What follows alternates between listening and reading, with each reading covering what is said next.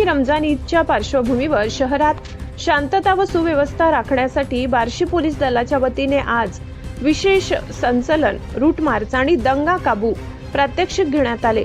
सोलापूर ग्रामीणचे पोलीस अधीक्षक अतुल कुलकर्णी आणि अप्पर पोलीस अधीक्षक प्रीतम यावलकर यांच्या मार्गदर्शनाखाली हा उपक्रम राबविण्यात आला। पोलीस दलाचे मोठे संचलन बार्शीचे उपविभागीय पोलीस अधिकारी आणि बार्शी शहर पोलीस ठाण्याचे पोलीस निरीक्षक बालाजी कुकडे यांच्या नेतृत्वाखाली शहराच्या मुख्य मार्गावरून रूट मार्च काढण्यात आला। ऐन सणासुदीच्या काळात शहरात कोणताही अनुचित प्रकार घडू नये आणि नागरिकांमध्ये सुरक्षिततेची भावना निर्माण व्हावी हा या संचलनाचा मुख्य उद्देश होता।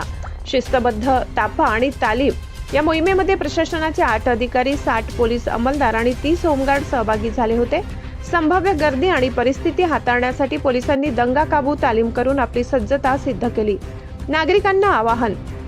यावेळी पोलीस प्रशासनाच्या वतीने नागरिकांना शांतता राखण्याचे आवाहन करण्यात आले आहे।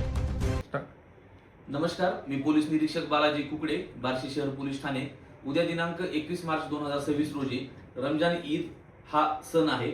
या सणाच्या अनुषंगाने आम्ही बार्शी शहरामध्ये रूट मार्च घेतला आहे। त्याचप्रमाणे दंगा काबू योजनेची रंगीत तालीम पण घेतलेली आहे। उद्याच्या सणाच्या अनुषंगाने सर्व नागरिकांना आमच्याकडून हार्दिक शुभेच्छा। तसेच सर्वांना आव्हान असणार आहे, कुणीही सोशल मीडियावर आक्षेपार्ह पोस्ट करू नये।